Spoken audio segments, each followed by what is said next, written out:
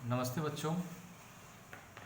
जैसा कि आप जानते हैं कि हम लोग गाइडेंस एंड काउंसलिंग में केस स्टडी जो हमारा मेथड है, टेक्निक्स और टूल्स के तौर पर में यूनिट 2 जो हमारा है उससे संबंधित है। इसका एक वीडियो आप लोग देख चुके हैं। अब उसी का एक और वीडियो पार्ट 2 जो है मैं आपके बीच रख रहा हूँ। और आज हम लोग बात करेंगे केस स्टडी के जो टाइप्स होते हैं उसके बारे में चर्चा करेंगे थोड़ी बहुत। केस स्टडी का जो प्रोसेस है उस प्रोसेस के ऊपर में चर्चाएं करेंगे जिस पर हम विस्तार से प्रकाश डालेंगे। और केस स्टडी के जो इम्पोर्टेंस है, मेरिट डिमेरिट्स के बाद भी हम लोग करेंगे। आइए हम लोग इस पार्ट 2 में, इस वीडियो के पार्ट 2 में हम लोग आज केस स्टडी के बचे हुए चैप्टर्स को समझते हैं, उसके बीच बचे हुए सब टॉपिक्स के बारे में जानने की कोशिश करते हैं। पहले वीडियो में आपको जैसे कि बताया ही गया कि केस स्टडी मेथड जो है वो पर्टिकुलर कोई सामाजिक यूनिट से रिलेटेड होता है, चाहे वो व्यक्ति हो, संस्था हो, जिला हो, स्टेट हो, वगैरह वगैरह। तो केस स्टडी के जो टाइप्स हैं, पहले हम टाइप्स के बारे में चर्चा करें। टाइप्स जो होते हैं वो केस स्टडी के दो टाइप्स हैं। एक तो होता है व्यक्तिगत इंडिविजुअल केस स्टडी, और एक होता है ग्रुप स्टडी यानी सामूहिक या समुदाय का व्यक्तिगत अध्ययन। व्यक्तिगत अध्ययन किसी पर्टिकुलर, जैसे कि नाम से ही स्पष्ट है, किसी एक व्यक्ति का हो सकता है, किसी एक छात्र का हो सकता है, किसी एक संस्था का हो सकता है, किसी एक फॉर्म का हो सकता है, किसी एक जिले का हो सकता है। तो व्यक्तिगत हो सकता है। व्यक्तिगत का मतलब पर्टिकुलर कोई एक चीज़, चाहे वो कोई भी हो। ऐसा नहीं है कि हम एक की जगह दो को शामिल कर लें, दो की जगह तीन को शामिल कर लें। जिला ही है तो दो जिला को ले लिया या चार जिला को ले लिया। व्यक्ति ही है तो एक को नहीं लेकर के हम तीन व्यक्ति ले लिए, चार व्यक्ति ले लिए, नहीं। वो यदि आप लेंगे दो या दो से अधिक, जैसे ही आप लेंगे वो सभी ग्रुप केस स्टडी में आ जाते हैं, दूसरे टाइप में आ जाते हैं। तो यहाँ पर आप क्लियर रहें कि केस स्टडी के जो टाइप होते हैं वो दो प्रकार के होते हैं। एक होता है व्यक्तिगत, एक होता है सामूहिक। क्लियर है? चलिए अब हम लोग बात करेंगे प्रोसीड्यूर ऑफ केस स्टडी के बारे में, व्यक्तिगत अध्ययन की कार्यप्रणाली या उसके प्रोसेस के बारे में, जिस पर हम विस्तार से प्रकाश डालेंगे। इस पर आप ज़्यादा ध्यान केंद्रित करें। तो बच्चों, जैसा कि आप जानते हैं कि केस स्टडी जो है वो किसी न किसी प्रकार की समस्या से जुड़ी हुई होगी, ये पहले भी आपको बताया जा चुका है। तो हम जब भी कोई मेथड यूज़ करते हैं तो उसका अपना अपना प्रोसीड्यूर होता है, अपना अपना प्रोसेस होता है, और जिसको फॉलो करना होता है हर व्यक्ति को, हर रिसर्चर को, हर काउंसलर को, हर कंसल्टेंट को। तो कौन कौन से ऐसे प्रोसेस हैं, कौन कौन से ऐसे स्टेप्स हैं, कौन कौन से ऐसे सोपान हैं या चरण हैं जिसके माध्यम से हम केस स्टडी को पूरा करने की कोशिश करेंगे। क्योंकि आपको पहले भी बताया गया कि केस स्टडी में सूक्ष्म से सूक्ष्म तहकीकात होगी, गहन अध्ययन होगा, इंटेंसिव स्टडी होती है। तो इसीलिए हमारा प्रोसेस भी थोड़ा सा इसमें लंबा होगा। तो आइए हम लोग एक एक बिंदु के बारे में चर्चा करें। सबसे पहला केस स्टडी का जो पहला स्टेप्स है वो है समस्या के पक्षों का निर्धारण करना, determination of the aspects of problem. समस्या के पक्षों का निर्धारण करना। अब सबसे पहली बात ये आती है, जब भी हम कोई स्टडी करेंगे, जब भी हम कोई अध्ययन करेंगे, तो सबसे पहले हमको कोई एक समस्या लेनी होगी। हमें समस्या का चुनाव करना पड़ेगा, एक समस्या लेनी होगी। इसके अंदर बहुत सारा चीज़ होता है। समस्या का चुनाव करना, इकाइयों का निर्धारण करना, इकाइयों की संख्या का निर्धारण करना, अध्ययन के क्षेत्र का निर्धारण करना, विश्लेषण का क्षेत्र, अनेक प्रकार के पॉइंट इसके अंदर है। किसके अंदर? समस्या के पक्षों के निर्धारण के अंदर, determination of the aspects of problem के अंदर इतने सारे प्रोसेस हैं, इतने सारे स्टेप्स हैं। पहले स्टेप्स में इतने सारे स्टेप्स हैं।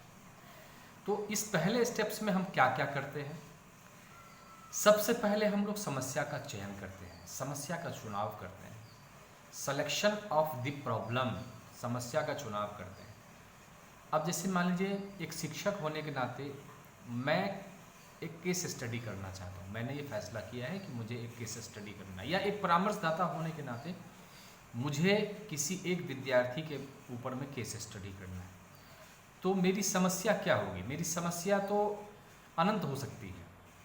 विद्यार्थी कक्षा में ठीक से व्यवहार नहीं करता है, विद्यार्थी काफ़ी अनुपस्थित रहता है, विद्यार्थी उद्दंडता का प्रदर्शन करता है, विद्यार्थी कक्षा में चोरी करता है, विद्यार्थी झगड़ालू प्रकृति का है, लड़ाई झगड़ा अक्सर किया करता है, विद्यार्थी बाल अपराधी किस्म का है, विद्यार्थी का व्यवहार असामान्य है, विद्यार्थी की शारीरिक अस्वस्थता लगातार रहती है, यानी ज़्यादातर वो अस्वस्थ रहता है, विद्यार्थी समय का सबसे ज़्यादा दुरुपयोग करता है, विद्यार्थी शिक्षकों के आदेश का पालन नहीं करता है। तो समस्याएं अनंत हैं, एक विद्यार्थी से जुड़ी हुई समस्याएं अनंत हैं। आप पर डिपेंड करता है as a counsellor, as a teacher, कि हम किस समस्या पर में हम केस स्टडी करेंगे, किस समस्या पर में केस स्टडी करेंगे। तो पहले हमने समस्या चुन ली, समस्या हमने ले लिया कि हम बाल अपराध के ऊपर में केस स्टडी करेंगे, या विद्यार्थी कक्षा में समय से नहीं आता है, अनुपस्थित ज़्यादातर रहता है, तो इस पर केस स्टडी करेंगे। तो आपको कोई एक समस्या, जितनी समस्याओं के बारे में मैंने आपको बताया उसमें से कोई एक समस्या का चयन आपको सबसे पहले करना है। समस्या का जब चयन कर लिया तो समस्या का चयन करने के बाद हम यूनिट का निर्धारण करेंगे, इकाइयों का निर्धारण, डिटर्मिनेशन ऑफ यूनिट्स, इकाइयों का निर्धारण करेंगे। जैसे मान लीजिए हमने समस्या लिया कि कोई छात्र बाल अपराधी है, जिसको अनेक प्रकार के प्रॉब्लम हो रहे हैं, वो अपराधी किस्म का है, वो कई गलत कार्यों में व्यस्त है, वो कई गलत कार्यों में उसकी संलिप्तता पाई जाती है। तो मैंने समस्या का चुनाव क्या किया है? बाल अपराधी वाले बच्चों पर में, या बाल अपराधी किस्म के बच्चे पर में मैं केस स्टडी करूँगा। तो समस्या का चयन मैंने कर लिया, लेकिन इकाइयों का निर्धारण क्या करना है? अब जो बालक, जिस अपराधी से बालक अपराधी है, तो किस प्रकार के बालक का आप चयन करेंगे? इकाइयों का निर्धारण, यूनिट्स का निर्धारण करना है। 10 वर्ष के बालक का करेंगे कि 15 वर्ष के बालक का करेंगे कि 13 वर्ष के बालक का करेंगे कि 14 वर्ष के बालक का करेंगे, किस आयु वर्ग के बच्चे का आप करेंगे, साथ ही साथ किस कक्षा के बच्चे का करेंगे। देखिए, इकाइयों का निर्धारण करते समय हमें ये ध्यान रखना होगा, ठीक है मैंने ये चयन किया कि मुझे बाल अपराधी किस्म के बच्चे पर में केस स्टडी करना है, तो मुझे ये भी तो तय करना होगा ना कि हमें किस आयु वर्ग के बच्चों का सिलेक्शन करना है, हमें कौन सी कक्षा का सिलेक्शन करना है, हमें कौन से कक्षा के खंड का, सेक्शन का सिलेक्शन करना है, निम्न कक्षा का करना है कि उच्च कक्षा का करना है, ये भी आपको तय करना पड़ेगा। नेक्स्ट, इकाइयों की संख्या का निर्धारण। अब इकाइयों की संख्या का निर्धारण मतलब determination of number of units. अब हमें यह भी तय करना होगा कि यदि मैंने कक्षा 10 के बच्चों को लिया है कि उस कक्षा में बाल अपराधी किस्म के बहुत सारे बच्चे हैं, तो मैंने क्या लिया है? कक्षा 10 के बच्चों को, और कक्षा 10 में लगभग 14 वर्ष, 13 वर्ष, 13.5 वर्ष, 15 वर्ष तक के आयु वर्ग के बच्चे पढ़ते हैं, तो मैं उस आयु वर्ग के बच्चों का सिलेक्शन किया है। लेकिन इस इकाई की संख्या का निर्धारण करते समय मुझे यह प्रोसेस फॉलो करना होगा कि हम कितने यूनिट्स का चयन करेंगे, हम कितने बच्चों का सिलेक्शन करेंगे, या कितने बच्चों को हम अपने केस स्टडी में शामिल करेंगे, नंबर ऑफ स्टूडेंट्स क्या होंगे, उन सारे बच्चों को हम अपने केस स्टडी में शामिल। मूलतः नंबर की बात हुई है, इकाइयों की संख्या की बात हुई है। हमने समस्या का चुनाव किया, हमने समस्या से संबंधित इकाइयों का निर्धारण भी कर लिया, फिर हम बात आती है समस्या से संबंधित जो संख्या है, इकाई है, उस संख्या का निर्धारण करना, संख्या का चुनाव करना कि हम कितने बच्चों का करेंगे। चौथी चीज, अध्ययन के क्षेत्र का निर्धारण। Determination of field of study, इसके अंतर्गत परामर्शदाता क्या करेगा, यानी मैं क्या करूँगा, मैं ने यदि 10वीं कक्षा के बच्चों का सिलेक्शन मुझे करना है और उसमें से 5 बच्चे का मुझे सिलेक्शन करना है या 2 बच्चे का सिलेक्शन करना है या एक ही बच्चे का सिलेक्शन करना है, तो ये मैंने पहले तय कर लिया है। लेकिन मुझे अध्ययन करने वाले क्षेत्र का चयन करना है। अब यदि 10वीं कक्षा का बच्चा है तो यहाँ यदि झुमरी तिलैया की बात करें तो बहुत सारे स्कूल हैं, CS+2 है, गांधी स्कूल है, CD गर्ल्स हाई स्कूल है, बहुत सारे स्कूल हैं, बहुत सारे CBSE एफिलिएटेड स्कूल हैं। तो मुझे अध्ययन के क्षेत्र का निर्धारण करना पड़ेगा, फील्ड का निर्धारण करना पड़ेगा कि मैं CD गर्ल्स में पढ़ने वाली लड़कियों का, 10वीं क्लास की लड़कियों का, छात्राओं का मुझे करना है, या मुझे गांधी हाई स्कूल में पढ़ने वाले 10वीं क्लास के बच्चों का निर्धारण केस स्टडी करना है। समझ रहे हैं ना? तो अध्ययन के क्षेत्र का चुनाव करना, किस क्षेत्र में आप जाएंगे, या फिर आप झुमरी तिलैया को छोड़ करके डोमचांच में जाएंगे, वहाँ कोई स्कूल होगी, हाई स्कूल, वहाँ के 10वीं क्लास के बच्चों का लेंगे, या आप तिलैया डैम में कहीं जाएंगे, वहाँ के बच्चों का सिलेक्शन करेंगे वहाँ, लेकिन 10वीं क्लास के बच्चों का सिलेक्शन, क्योंकि आप सब कुछ पहले से ही तय कर लिए हैं।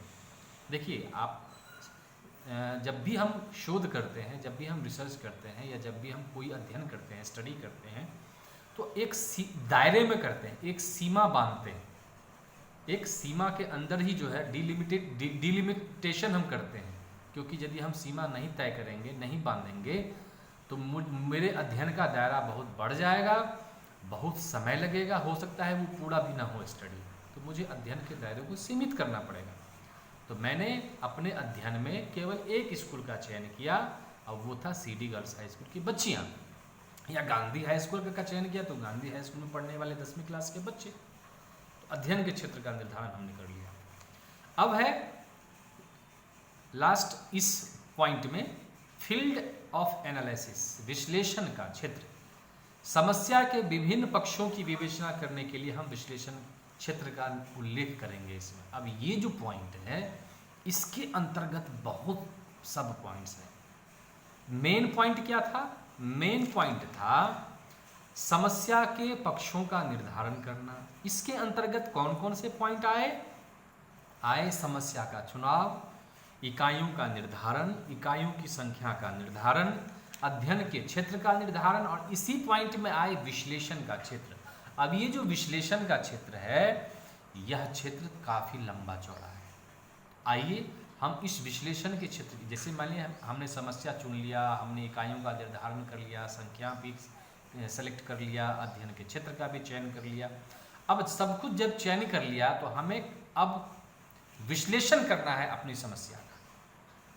हम अपनी समस्याओं के ऊपर में ज़्यादा से ज़्यादा फोकस्ड करते हुए सारे डाटा जुटाएंगे, सारे सूचनाओं को एकत्रित करेंगे, और सूचनाओं को एकत्रित करने के लिए समस्या से संबंधित सभी पक्षों को ध्यान में रखते हुए, सूक्ष्म चीज़ों को ध्यान में रखते हुए अपना स्टडी तैयार करेंगे। तो आइए हम लोग कौन कौन सी स्टडी के बारे में जानेंगे, इसमें क्या क्या करना पड़ेगा हमें।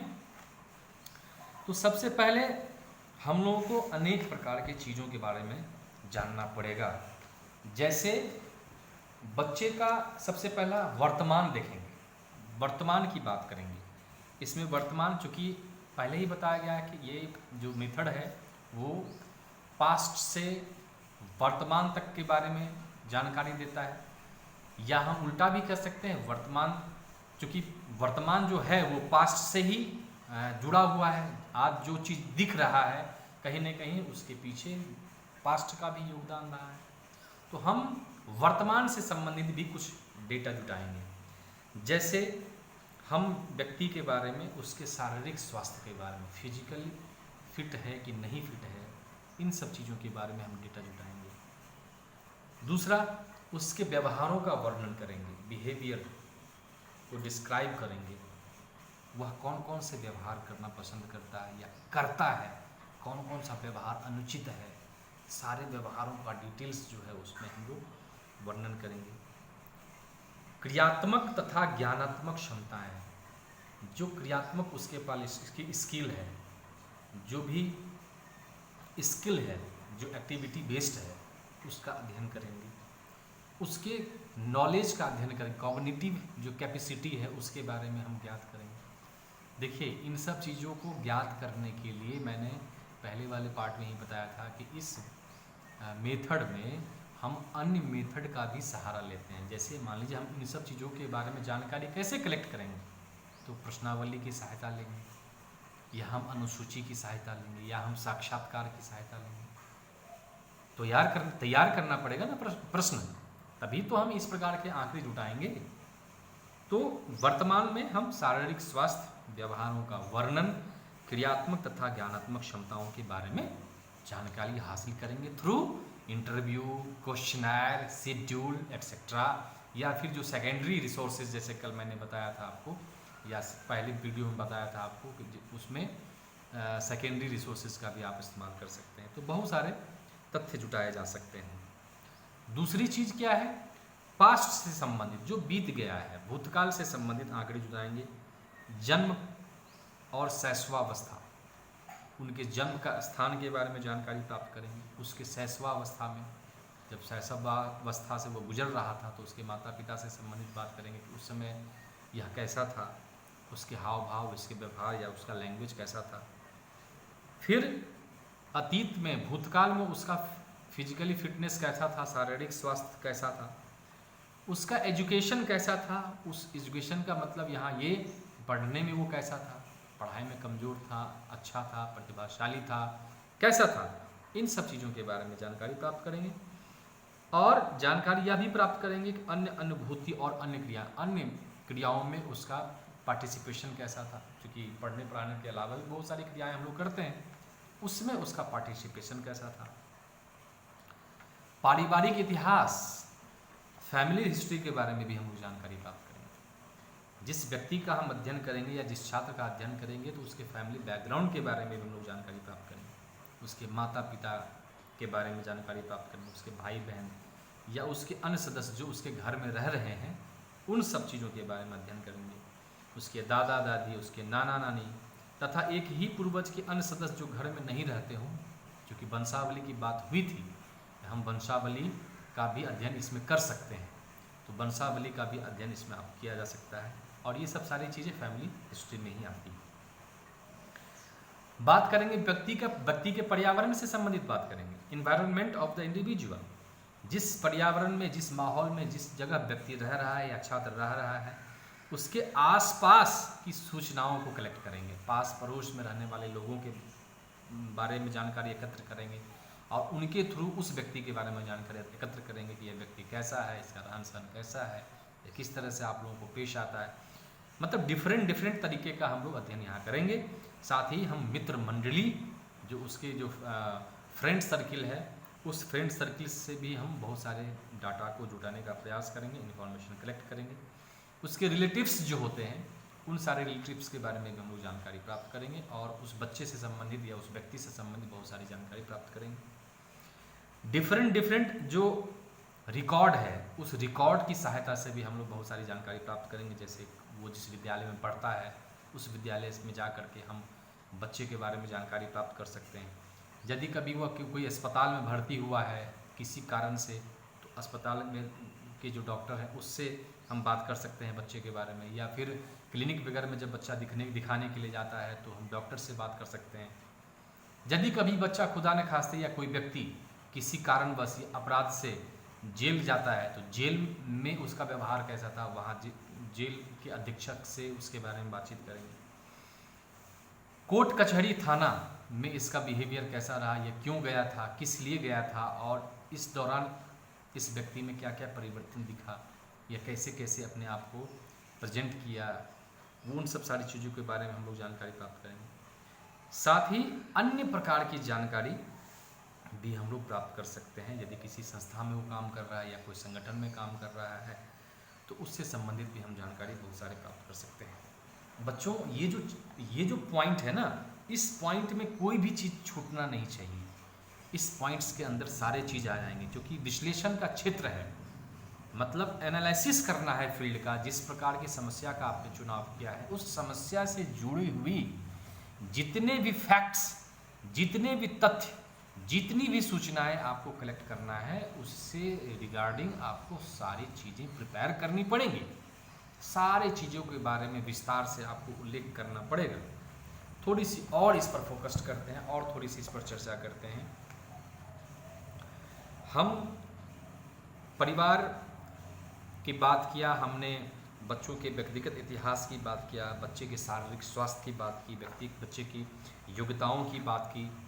हम बच्चे की भावनात्मक विकास के संदर्भ में बात कर सकते हैं कि वह उसका सेंस ऑफ माइंड कैसा है, वह ईर्ष्यालु प्रकृति का है या वह झगड़ालू प्रकृति का है, या वो बहुत ज़्यादा सिंपैथी दिखाता है या बहुत ज़्यादा लजाता है या बहुत ज़्यादा प्यार दिखाता है या बहुत अच्छे स्वभाव वाला है या बहुत ज़्यादा कॉन्फिडेंट है।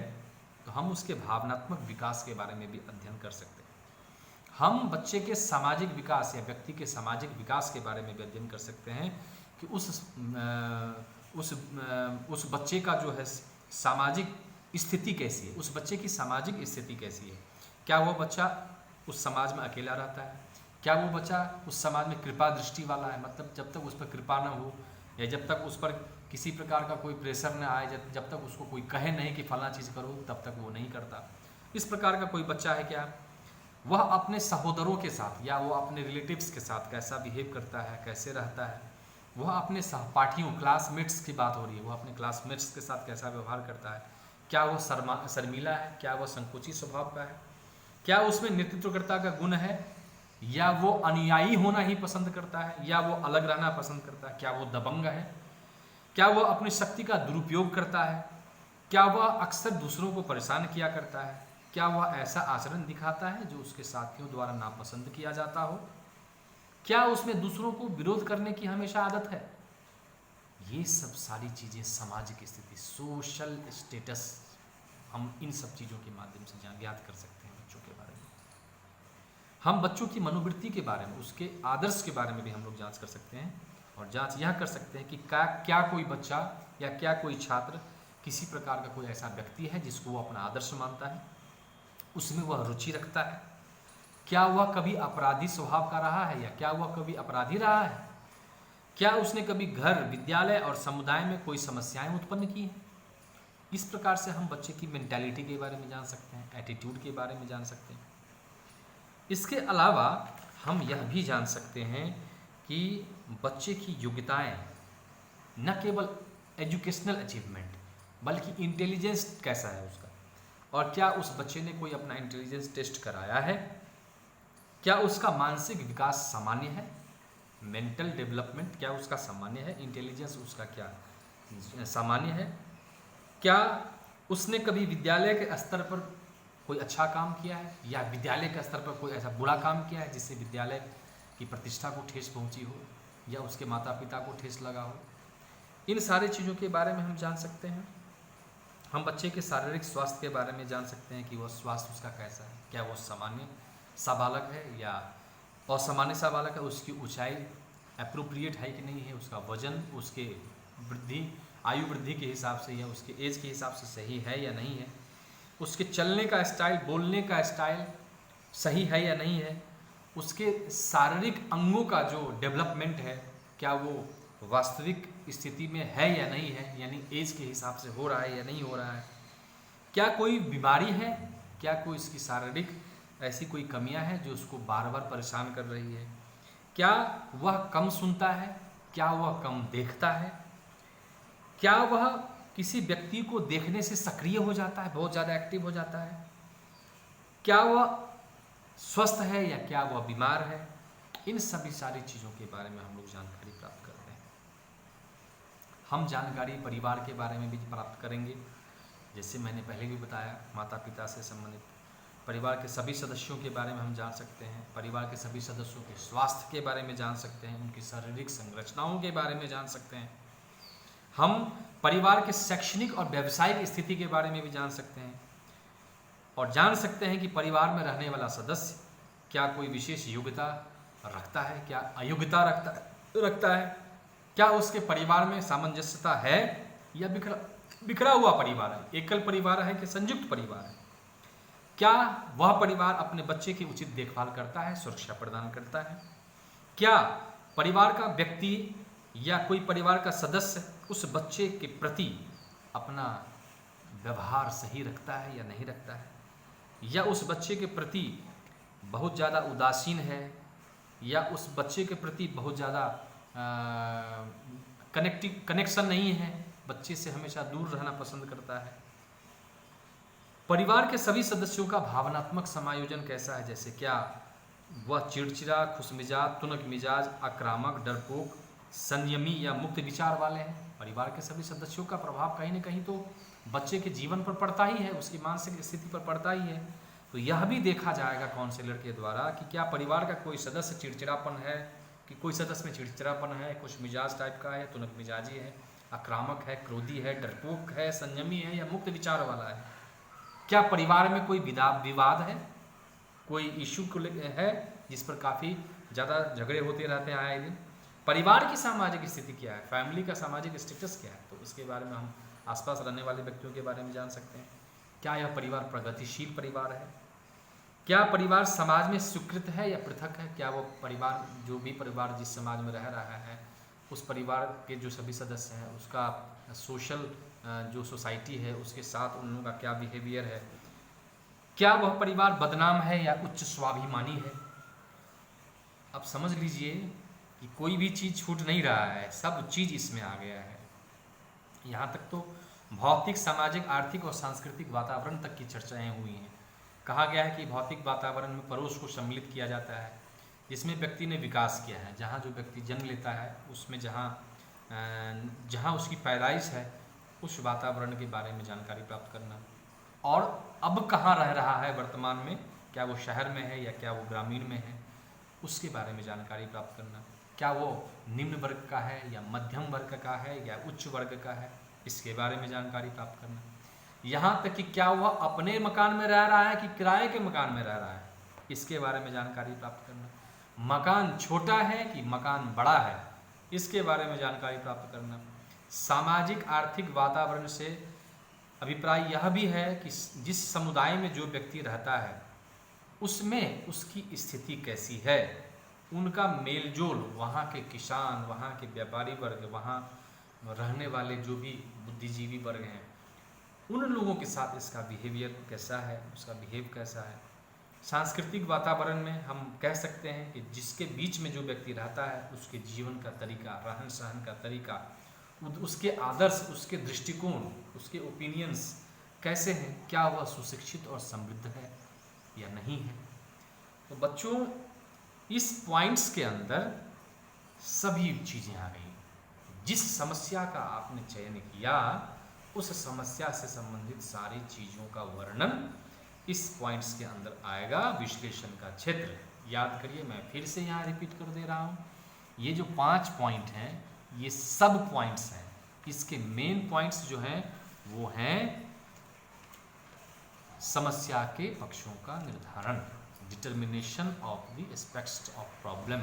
इसमें 5 प्रकार की चीज़ें आई, 5 स्टेप्स आए। पहले समस्या का चुनाव आया, फिर आया इकाइयों का निर्धारण, फिर आया इकाइयों की संख्या का निर्धारण, फिर आया अध्ययन के क्षेत्र का निर्धारण, और फिर लास्ट में आया विश्लेषण के क्षेत्र, एनालिसिस ऑफ फील्ड। इसमें हम सारे चीज़ों के बारे में विस्तार से जानकारी प्राप्त करेंगे। अब जो है मेन पॉइंट जो पहला चल रहा था, अब दूसरा मेन पॉइंट देखिए क्या है, घटनाओं का कालक्रम, घटनाओं का कालक्रम, क्रोनोलॉजी ऑफ इवेंट्स। समस्या के सभी चीज़ों को वर्णित करने के बाद हम विभिन्न घटनाओं के घटित होने के क्रम को ज्ञात करेंगे, और यह भी ज्ञात करेंगे कि इस दौरान क्या क्या परिवर्तन परामर्शदाता को देखने को मिला, क्योंकि इसी के कारण भविष्य में होने वाले परिवर्तनों का भी अनुमान लगाया जाता है। जब हम समस्या के क्षेत्र से संबंधित विभिन्न प्रकार के डेटा को जुटाने का प्रयास कर रहे होंगे, चाहे वो फैमिली से जुड़ा हुआ हो, चाहे वो व्यक्ति के पास्ट से जुड़ा हो या प्रेजेंट से जुड़ा हुआ हो, चाहे सोशल स्टेटस हो, चाहे इकोनॉमिकल स्टेटस हो, चाहे कल्चरल स्टेटस हो, सभी प्रकार की चीज़ों को जब हम ज्ञात कर रहे होंगे या जानकारी जुटा रहे होंगे, तो इस दरमियान हम यह भी देखेंगे कि जो समस्या बालक के अंदर है, जैसे मैंने समस्या का चुनाव क्या किया था, बाल अपराध, तो हम उस समस्या को ध्यान में रखते हुए हम पूरे समस्या से संबंधित सभी पक्षों को विश्लेषण करते समय यह देखेंगे, जानेंगे कि इस दौरान कौन कौन सी ऐसी घटनाएं घटित हुई हैं जो छात्र को मजबूर कर दिया है कि वह बाल अपराधी किस्म का बन जाए, या बाल अपराध का जो स्वभाव है वो उसके अंदर आ गया है। निश्चित रूप से कहीं न कहीं वो हो सकता है कि वो फैमिली से जुड़ा हुआ विषय हो सकता है, या हो सकता है उसके मित्र मंडली की संगत हो सकती है, या हो सकता है वो पास पड़ोस का ऐसा वातावरण रहा हो। अनेक प्रकार की चीज़ों के कारण हो सकता है कि वह बच्चा बाल अपराधी टाइप का हो गया है। तो हमें यह ध्यान में रखना होगा दूसरे पॉइंट में कि हम ये सब सारी चीज़ें पैरेलली देखते रहेंगे कि हमें कौन कौन सी चीज़ें ऐसी ज्ञात हो रही हैं जिसके कारण बच्चा में उस प्रकार की समस्या का उत्पन्न हुआ, उस प्रकार की समस्या उत्पन्न हुई उसमें। इन सब चीज़ों को हम लोग जांच करेंगे, क्योंकि इसी आधार पर में एक काउंसलर यह अनुमान लगा सकता है, या काउंसलर यह निष्कर्ष के रूप में बता सकता है, तौर पर में बता सकता है कि इन वजहों से, किसी को भी बता सकता है, उसके फैमिली को बता सकता है, उसके पेरेंट्स को बता सकता है, उसके रिलेटिव्स को बता सकता है कि इन वजहों से इस बच्चे में इस प्रकार का स्वभाव डेवलप हुआ है। जब तक आप विभिन्न समस्याओं के क्षेत्रों के निर्धारण करते समय उसका विश्लेषण बढ़िया से नहीं करेंगे, तब तक आप यह नहीं ज्ञात कर सकते कि हमने क्या क्या चीज़ें हासिल की हैं और किन वजहों से, किस कारण से इस बच्चे में इस प्रकार का स्वभाव डेवलप हो गया है। तो घटनाओं का कालक्रम जो है जिस प्रकार से घटित हुआ है, उसके पास्ट से लेकर के प्रेजेंट तक का से सारा डेटा हम जुटा करके, सारा इन्फॉर्मेशन जुटा करके यह चीज़ हम बता सकते हैं उस समय कि इस वजह से हुआ, और आगे ऐसा न हो। याद रखिए, भविष्यवाणी की भी बात हुई है, क्योंकि इसके लिखा है इस कारण भविष्य में होने वाले परिवर्तनों का भी अनुमान लगाया जा सकता है। भविष्य में क्या घटित होगी यह भी बताया जा सकता है विश्लेषण के आधार पर में, क्या घटित होगी भविष्य में, या यदि सही घटित होगी तो ठीक है, ये अच्छा माना जाएगा, लेकिन यदि गलत घटित होगी या गलत होगा तो उसको रोका भी जा सकता है, उससे संबंधित यहाँ सही सुझाव दिए जा सकते हैं, फाइंडिंग्स दिए जा सकते हैं कि यदि इस बच्चे पर में इन चीज़ों के वजह से ये समस्या उत्पन्न हुई है तो इन चीज़ों के कारण इस समस्याओं को हटाया जा सकता है, ताकि आगे चल करके बच्चा कोई बड़ा अपराधी न बन जाए। तो यह भी काउंसलर यही ज्ञात करके बता सकता है। तीसरा पॉइंट, निर्धारक कारक या तत्व, डिटर्मिनेंट फैक्टर्स। जब हम अध्ययन करते हैं तो दो प्रकार के कारकों का हमें सामना करना पड़ता है। एक प्राइम कारक, मेजर्स फैक्टर जिसको आप कहते हैं, और एक सहायक कारक जिसको सप्लीमेंट्री या सपोर्टिंग फैक्टर्स कहते हैं। हम ऐसे मेजर कारक, मेजर फैक्टर्स को फाइंड करेंगे कि ये जो है मूल कारण के वजह से बच्चे में बाल अपराधी विकसित हुआ है, बाल अपराध विकसित हो गया है, या वह व्यक्ति या वह बच्चा अपराधी स्वभाव का हो गया।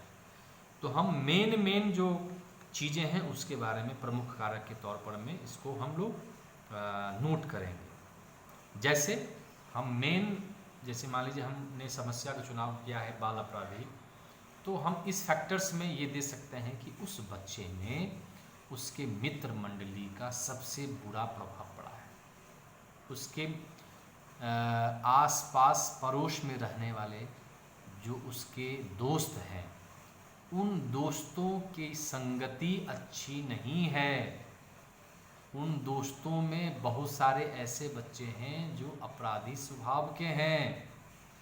तो इस अध्ययन के आधार पर में प्रमुख कारक में इन सब चीज़ों के बारे में आप जानकारी दे सकते हैं। सपोर्टिंग फैक्टर्स, सप्लीमेंट्री फैक्टर्स दूसरा, इसमें वो फैक्टर्स आएंगे जो मेन कारक में सहायता प्रदान करते हैं। जैसे यदि कोई बच्चा अपराधी है, हो सकता है कि वह बच्चा गरीबी होने के कारण या गरीब होने के कारण उसमें इस प्रकार के अपराधी स्वभाव विकसित हो गए हैं। हो सकता है वह बच्चा कभी किसी गलत अपराध के कारण पुलिस द्वारा गिरफ्तार किया गया हो और पुलिस द्वारा उसको प्रताड़ित किया गया हो सकता है वह बच्चा बाल अपराधी स्वभाव का हो गया हो क्योंकि उसके माता पिता में भी उस प्रकार के गुण हैं। हो सकता है वह बच्चा कभी होमवर्क कंप्लीट करके ना आया हो जिसके कारण उसके घर के सदस्यों ने उसके साथ मारपीट की हो।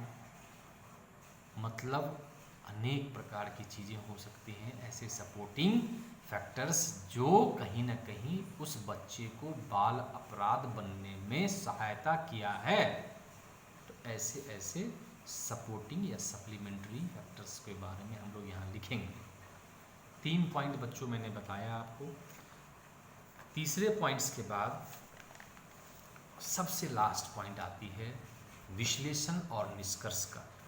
हम विश्लेषण और निष्कर्ष के रूप में एनालिसिस और कंक्लूजन जो है लास्ट में करेंगे। मतलब केस स्टडी का जो प्रोसेस हमने स्टार्ट किया उसका सबसे अंतिम चरण है विश्लेषण करना और निष्कर्ष निकालना। समस्याओं को हम लोगों ने जान लिया है, हमने समस्याओं के सारे क्षेत्रों का निर्धारण कर लिया, विश्लेषण भी कर लिया है। विश्लेषण मतलब उसके पक्षों का, यहाँ भी विश्लेषण आया है, लेकिन समस्या से संबंधित जो मैंने अध्ययन करते समय जो हमने देखा है उसका विश्लेषण वहाँ विभिन्न पक्षों का अलग तरीके से किया जाएगा। लेकिन इस पॉइंट्स में हम लोग पूरे अध्ययन का विश्लेषण करेंगे, शुरू से लेकर के लास्ट तक का। और विश्लेषण ही नहीं करेंगे बल्कि विश्लेषण के साथ साथ कोई निष्कर्ष होगा या कोई सुझाव होगा तो यहाँ दिया जा सकता है। तो विश्लेषण और निष्कर्ष करेंगे। बच्चों मैं एक बार फिर से इसको रिपीट कर देता हूँ। प्रोसीड्यूर ऑफ केस स्टडी के जो स्टेप्स हैं वो 4 हैं। पहला है समस्या के पक्षों का निर्धारण, दूसरा था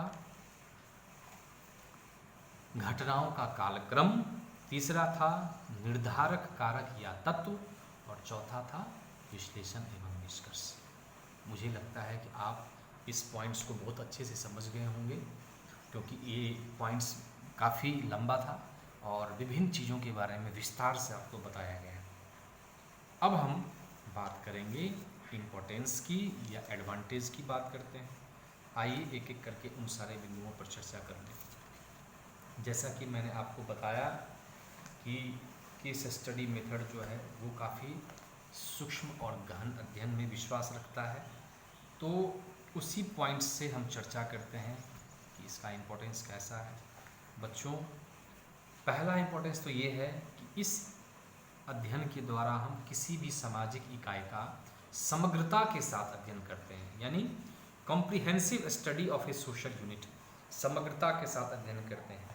जैसे हम यदि किसी एक व्यक्ति का सिलेक्शन किए या एक संस्था का चयन किए तो उस संस्था से संबंधित सभी तथ्यों के बारे में हम लोग जानकारी कलेक्ट करेंगे, सभी पक्षों के बारे में हम लोग सूचनाएं कलेक्ट करेंगे और फिर हम लोग फाइंडिंग्स निकालेंगे, फिर निष्कर्ष निकालेंगे। इसीलिए पहला पॉइंट तो यही होगा कि सामाजिक इकाई का समग्र अध्ययन किया जाता है। दूसरा है गहन स्टडी, गहन अध्ययन करेंगे, इंटेंसिव स्टडी। याद रखिए इंटेंसिव स्टडी गहन अध्ययन करने के लिए यह ऐसी पहली विधि है जिसमें अन्य सारे विधियों को भी शामिल किया जाता है। जैसे मैंने पहले भी बताया, इंटरव्यू की सहायता ली जाती है, शेड्यूल की सहायता ली जाती है, प्रश्नावली की सहायता लिया जाता है। तो सारे चीज़ों को विधियों की सहायता वो आवश्यकता पड़ने पर, ऐसा नहीं कि जरूरी है कि हम सारी चीज़ों को शामिल करें, ये भी जरूरी नहीं है। जरूरी यहाँ यह है कि जिस विधि की सहायता से आपके सभी उद्देश्यों को पूर्णता मिल सके, सभी उद्देश्यों की प्राप्ति हो सके, तो उसी पॉइंट ऑफ व्यू से हम सारे विधियों को यहाँ पर कलेक्ट करके हम लोग यहाँ पे इम्प्लीमेंट करेंगे ताकि हम बच्चे से संबंधित विगत जीवन, पास्ट लाइफ और वर्तमान जीवन, प्रेजेंट लाइफ, उनसे संबंधित सभी जानकारियों को कलेक्ट कर सकें, सभी जानकारियों के आंकड़े हम जुटा सकें।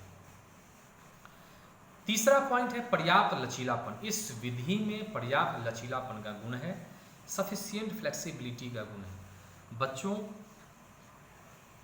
काउंसलर के पास ये फ्लेक्सिबिलिटी है, टीचर्स के पास ये फ्लेक्सिबिलिटी है कि वह इस केस स्टडी मेथड में कौन कौन से विधि का इस्तेमाल करेगा, ये फ्लेक्सिबिलिटी है। इस केस स्टडी मेथड में क्या वो परिवार के सभी सदस्यों को शामिल करेगा या कुछ गिने चुने लोगों को शामिल करेगा? क्या वो इस केस स्टडी में उसके जो फ्रेंड सर्किल का जो दायरा है सारे लोगों को शामिल करेगा या रैंडमली कुछ लोगों को शामिल करेगा?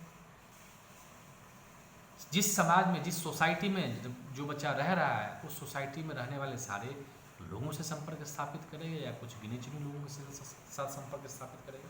कहने का मतलब यह है कि पूरी फ्रीडम यहाँ है काउंसलर के पास या टीचर्स के पास कि वह अपनी सुविधा के हिसाब से वह इस केस स्टडी के सारे प्रोसेस को अपना सकता है।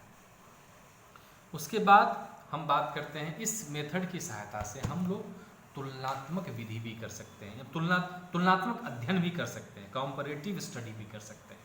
ये तुलनात्मक अध्ययन कैसे कर सकते हैं? अब जैसे मैंने आपको बताया कि केस स्टडी के दो प्रकार हैं, एक व्यक्तिगत एक सामूहिक, ठीक है।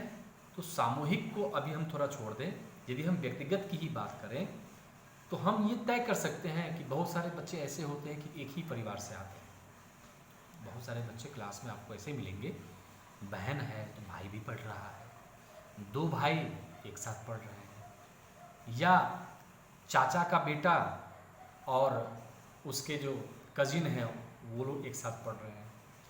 और उन्हीं पढ़ने वालों में से एक ही परिवार के 4 बच्चे मान लीजिए पढ़ाई कर रहे हैं, उसमें से एक बच्चा ऐसा है जो बाल अपराधी स्वभाव का है और 3 बच्चा बाल अपराधी स्वभाव, या 2 बच्चा बाल अपराधी स्वभाव का है, 2 बच्चा नहीं है, 2 बच्चा बहुत अच्छा है। तो हम कंपैरेटिव स्टडी कर सकते हैं उन दोनों में कि एक ही परिवार से ये दोनों आते हैं, चारों बच्चे आते हैं, तो ये दोनों बच्चे में इस प्रकार का स्वभाव कैसा है या इस प्रकार का अपराध भाव कैसे पनप गया, इन दोनों बच्चों में तो नहीं है।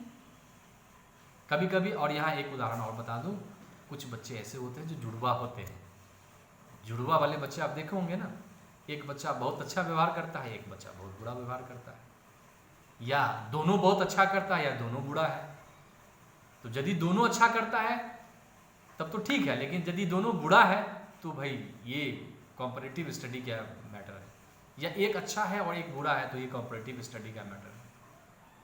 तो हम एक प्रोसेस के माध्यम से उन दोनों बच्चों पर में हम स्टडी कर सकते हैं और ज्ञात कर सकते हैं कि इस बच्चे में इस वजह से ये बीमारी है, या इस वजह से इस प्रकार का स्वभाव डेवलप हुआ है, या इस बच्चे में इस प्रकार का स्वभाव डेवलप नहीं हुआ क्योंकि इसका सर्किल, इसका स्वभाव या इसका स्टेमिना या इसका स्वास्थ्य या इसका स्टेटस इससे थोड़ा अलग था। अनेक प्रकार की चीज़ें हो सकती हैं। कंपैरेटिव स्टडी में बहुत सारी चीज़ें आ जाती हैं, लेकिन इस मेथड के माध्यम से ये कहना यहाँ जरूर सही होगा कि हम एक साथ चाहें तो 2 बच्चों का भी कंपैरेटिव स्टडी कर सकते हैं, एक साथ चाहें तो। अक्सर एक ही लोगों का होता है, लेकिन चाहें तो आप दो लोगों का भी कर सकते हैं। जहाँ तक संस्था की बात है तो हम संस्था का भी कंपैरेटिव स्टडी कर सकते हैं। जैसे मान लो हम CD गर्ल्स हाई स्कूल और CS+2 हाई स्कूल, इन दोनों का कंपैरेटिव स्टडी कर सकते हैं कि वहाँ के बच्चे पढ़ने में ज़्यादा अच्छे हैं कि यहाँ के बच्चे पढ़ने में ज़्यादा अच्छे हैं, है ना। तो 2 स्कूल का या 2 संस्था का केस स्टडी कर सकते हैं। हम बिजली विद्यालय का और मॉडर्न पब्लिक स्कूल का केस स्टडी कर सकते हैं कि वहाँ के बच्चे का इंटेलिजेंस और यहाँ के बच्चे का इंटेलिजेंस कैसा है। इस आधार पर हम केस स्टडी कर सकते हैं। बच्चों, कहने का मतलब यहाँ ये है कि हम कॉम्परेटिव स्टडी जब करेंगे तो हमें 2 संस्था लेनी होगी, 2 बच्चा लेना होगा, 2 व्यक्ति लेनी होगी। एक से तो कंपैरेटिव होगा नहीं। तुलनात्मकता का मतलब है एक के अलावा दूसरा, उसके साथ कंपैरेटिव स्टडी करना। तो हम इस मेथड की सहायता से कंपैरेटिव स्टडी कर सकते हैं। दूसरी चीज़, परिकल्पना निर्माण में सहायता, फॉर्मुलेशन ऑफ हाइपोथेसिस। हाइपोथेसिस के बारे में एक छोटी सी, क्योंकि यह रिसर्च का विषय है, मैं एक छोटी सी परिभाषा दे दूँ। समस्या का प्रस्तावित जांचनीय कथन, समस्या का प्रस्तावित जांचनीय, समस्या का संभावित उत्तर ही जो है परिकल्पना कहलाता है। अब ये परिकल्पना निर्माण में कैसे सहायता पहुंचा रहा है? जब आप केस स्टडी करेंगे तो आपके हाइपोथेसिस फॉर्मुलेट करेंगे आपके मस्तिष्क में as a counsellor, as a teacher वो हाइपोथेसिस कई हो सकते हैं, एक दो नहीं, बहुत सारे हो सकते हैं। जैसे इस वजह से बच्चे में इस प्रकार का स्वभाव डेवलप हुआ है, यदि यह बच्चा ऐसा ना करे तो अच्छा कर सकता है। जैसे कि मैंने बताया, परिकल्पना क्या है? किसी समस्या का प्रस्तावित समाधान ही परिकल्पना है। जांचनीय जो हमारा प्रस्तावित जांच है, वह कथन जो है उसका उत्तर जो है वही परिकल्पना है। समस्या तो है, बच्चा बाल अपराधी स्वभाव का है और हमने ये जान लिया है कि इन कारणों से इसमें ये चीज़ डेवलप हुआ है। तो जब ये कारण जब जान लेंगे तो परिकल्पना अपने आप उत्पन्न होने लगेगा कि यदि इस बच्चे पर में इस प्रकार का यदि काम हो, या इस प्रकार के रास्ते दिखाए जाएं, या इस प्रकार की चीज़ें उस पर में इम्प्लीमेंट की जाएं, तो हो सकता है कि वह बच्चा बाल अपराधी ना बने, सुधर जाए। तो ऐसी बहुत सारी परिकल्पनाएं हम लोग डेवलप कर सकते हैं। भविष्यवाणी कर सकते हैं, मेक प्रिडिक्शन, भविष्यवाणी कर सकते हैं। जैसे कि मैंने बताया आपको कि बच्चा भविष्य में ऐसा नहीं करेगा, तो इसके लिए बहुत सारे सुझाव दिए जा सकते हैं इसके माध्यम से। एक चीज़ यहाँ महत्वपूर्ण है कहना कि इस केस स्टडी मेथड के माध्यम से एक काउंसलर को स्पष्ट सूझबूझ उत्पन्न होता है। एक काउंसलर में जो क्लियर इनसाइट है वो चीज़ डेवलप करता है, क्लियर सेंस डेवलप करता है। इसके बारे में एक विद्वान कूली कहते हैं कि केस स्टडी जो है वो किसी भी इकाई के संबंध में स्पष्ट सूझबूझ पैदा करता है, क्योंकि इसमें परामर्शदाता इकाई के व्यवहारों का अध्ययन प्रत्यक्ष रूप से करता है। अच्छा, कहीं भी ऐसा नहीं आया इस केस स्टडी मेथड के डिस्कशन में या लेक्चर में कि इस मेथड में अप्रत्यक्ष रूप से हम बच्चे के बारे में हम लोग किसी प्रकार का डेटा जुटा रहे हैं। सब प्रत्यक्ष रूप से बात हुई है, डायरेक्टली बात हुई है। तो इसीलिए कहा गया है कि जब डायरेक्ट वे में या डायरेक्ट मेथड का इस्तेमाल इसमें होता है तो हम इकाई के व्यवहारों का अध्ययन बहुत अच्छे से कर पाते हैं। और इसलिए जो अध्ययन करता है, रिसर्चर है या जो रिसर्च कर रहा है या जो काउंसलर काउंसलिंग करना चाहता है, वो सारी चीज़ों के बारे में जानकारी प्राप्त कर लेता है प्रत्यक्ष रूप से। और इस दरमियान जो है एक व्यक्ति के दृष्टिकोण से या एक व्यक्ति के बारे में अनेक प्रकार की सूझ जो है वो डेवलप हो जाता है कि इस व्यक्ति में इन चीज़ों की कमी है या इस व्यक्ति में इन चीज़ों का बहुत अच्छा प्रभाव है। तो सूझबूझ उत्पन्न हो जाती है, क्लैरिटी आ जाती है किसी व्यक्ति के बारे में, उसके पर्सनालिटी के बारे में, उसके हर प्रकार की चीज़ों के बारे में। इसके बारे में अलग और भी बहुत सारे महत्व हैं। स्वाभाविक इतिहास के बारे में जानने में मदद करता है। अन्य विधियों की भी सहायता इस पर चर्चा हो ही गई है। क्षमता वर्धन होता है काउंसलर का। यदि एक स्टडी आप अच्छे से कर लेंगे तो आपके अंदर वो कैपेबिलिटी डेवलप कर जाएगी, कैपेसिटी डेवलप कर जाएगी, और आगे भी आप चाहें तो अन्य बच्चों पर में केस स्टडी इस्तेमाल कर सकते हैं या केस स्टडी का प्रयोग कर सकते हैं। केस स्टडी के माध्यम से जटिल मतलब कॉम्प्लेक्स बिहेवियर, जटिल से जटिल व्यवहार का हम अध्ययन कर सकते हैं। कोई भी ऐसा व्यवहार नहीं है जिसका अध्ययन हम नहीं कर सकते। सारे व्यवहारों का अध्ययन कर सकते हैं, चाहे वो कितना भी जटिल क्यों ना हो, कितना भी जटिल क्यों ना हो।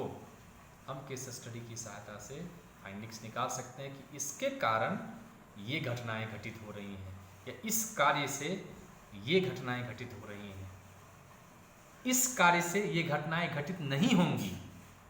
तो जब हम इस मेथड की सहायता से सारे उसके दायरे में जा कर के यदि हम लोग इस चीज़ को देखेंगे तो सब सारी चीज़ें समझ में आ जाती हैं। और इस प्रकार से यहाँ इम्पोर्टेंस भी यहाँ ये इंड होता है। कुछ डिसएडवांटेज भी हैं सब्जेक्टिविटी का। आत्मनिष्ठा का गुण इसमें पाया जाता है। आत्मनिष्ठता का गुण का मतलब यह हुआ कि रिसर्चर या काउंसलर जो है यदि बहुत ज़्यादा व्यक्ति से घुल मिल गया या घनिष्ठता हो गई या बहुत ज़्यादा उसके साथ मित्रता का व्यवहार कर लिया, तो हो सकता है कि उस वजह से सही तरीका या सही चीज़ें, जो चीज़ वो चाहता था वो चीज़ें नहीं आ पाएँ। तो आत्मनिष्ठता, सब्जेक्टिविटी पाई जाती है केस स्टडी मेथड में। लेकिन काउंसलर पर डिपेंड करता है कि ऐसा ना हो उसके, क्योंकि वह समस्या का समाधान करने के लिए आया है, समस्या को बढ़ाने नहीं आया है। और समस्या से संबंधित जो व्यक्ति है उस व्यक्ति से बहुत ज़्यादा हम मेल जोल कर लेंगे या बहुत ज़्यादा मित्रता स्थापित कर लेंगे तो फिर कहीं ना कहीं आपके ऊपर में वो चीज़ भारी पड़ने लगेगा और आप वही करना पसंद करेंगे, वही करना चाहेंगे जो वो व्यक्ति चाहता है या जो वो छात्र चाहता है। तो ऐसा होता है। इस प्रकार से कभी कभी फॉल्स सेंस भी हो जाता है। यदि हम बहुत सारी चीज़ों के बारे में जानकारी प्राप्त कर रहे हैं, जैसे मान लें हम पड़ोस के बारे में गए, पड़ोस से हम उस बच्चे के बारे में जानकारी प्राप्त करना चाह रहे हैं, तो पड़ोस हो सकता है कि वह जलनता के कारण या वह उस परिवार के साथ उसका अच्छा बिहेव नहीं रहा है, या कभी कोई घटना घट गई हो या कोई समस्या उत्पन्न हो गई हो, तो वो उस परिवार को पसंद नहीं करता है। तो जब एक समाज में दूसरा परिवार जब किसी दूसरे परिवार को पसंद नहीं करेगा, तो निस्संदेह इसमें दो राय नहीं है कि वो कभी भी उस परिवार की प्रशंसा करेगा या उस परिवार में रहने वाले किसी भी सदस्य के बारे में प्रशंसा करेगा। ये हो नहीं सकता है। तो मिथ्या भाव जो है डेवलप हो जाता है। इसके अलावा यदि हम इतिहास की बात करें, तो इस इतिहास यदि हम पास्ट में जाते हैं, तो पास्ट की जानकारी के लिए हम माता पिता से बात करते हैं, तो हो सकता है कि माता पिता बहुत सारी चीज़ों को छुपा लें, यह भी देखा जाता है इसमें। इसके अलावा ये थोड़ी सी खर्चीली विधि भी है और इसमें काफ़ी टाइम लगता है, क्योंकि केस स्टडी में बहुत सारे तथ्यों को जुटाना पड़ता है, तो काफ़ी समय लगता है। इसके अलावा यदि कहा गया है कि आप केस स्टडी का प्रोसेस सही तरीके से नहीं फॉलो किए हैं, तो परिकल्पना कभी कभी गलत भी बन जाता है। बच्चा ऐसा है नहीं, लेकिन ऐसा परसेप्शन दिया जा रहा है या ऐसा बता दिया जा रहा है कि यह बच्चा ऐसा है। याद रखिए, कहीं ना कहीं प्रोसेस में जो है कमियां हैं, उस प्रोसेस को फॉलो करना होगा। और यदि प्रोसेस सही तरीके से नहीं फॉलो करेंगे तो निस्संदेह परिकल्पनाएं गलत विकसित हो जाएंगी। केस स्टडी से प्राप्त आंकड़े कभी कभी गलत भी हो जाते हैं, ऐसा भी देखा गया है। और गलत होने का केवल एक ही कारण है, गलत होने का केवल एक ही कारण यह है कि जो प्रोसेस है, जो प्रोसीड्यूर है, उसका सही तरीके से हम लोग इम्प्लीमेंट नहीं कर पाए। तो हम इन सब चीज़ों के बारे में जब तक नहीं जानेंगे, जब तक नहीं समझेंगे, तब तक हम नहीं कर सकते। तो परिणाम क्या होगा? डिसएडवांटेज, गुण की जगह अवगुण देखने को मिलेंगे। तो इस प्रकार से बच्चों हमने पूरी कोशिश की है आपको केस स्टडी बताने की। पार्ट 1 में भी बताया, पार्ट 2 में भी बताया, और मुझे पूरा विश्वास है कि आपने केस स्टडी को बहुत अच्छे से समझ लिया होगा। और आगे चल कर के जब आप शिक्षक बनेंगे, किसी स्कूल में जाएंगे, तो इसमें दो राय नहीं है कि आपका ये अनुभव वहाँ काम देगा। केस स्टडी आप कर सकते हैं किसी भी बच्चे से संबंधित, या स्कूल के व्यक्ति या स्कूल के अलावा परिवार के सदस्य के बारे में आप केस स्टडी कर सकते हैं, या एज ए काउंसलर किसी भी व्यक्ति का केस स्टडी कर सकते हैं। जहाँ जिस प्रकार का जो भी मौका मिले, जो परिस्थिति आएगी, उसके हिसाब से हम लोग सारे केस स्टडी करेंगे। तो बहुत अच्छा लगा ये बताते हुए। आप लोग इस वीडियो को पूरा देखेंगे, ऐसा मुझे पूरा अनुमान है। धन्यवाद।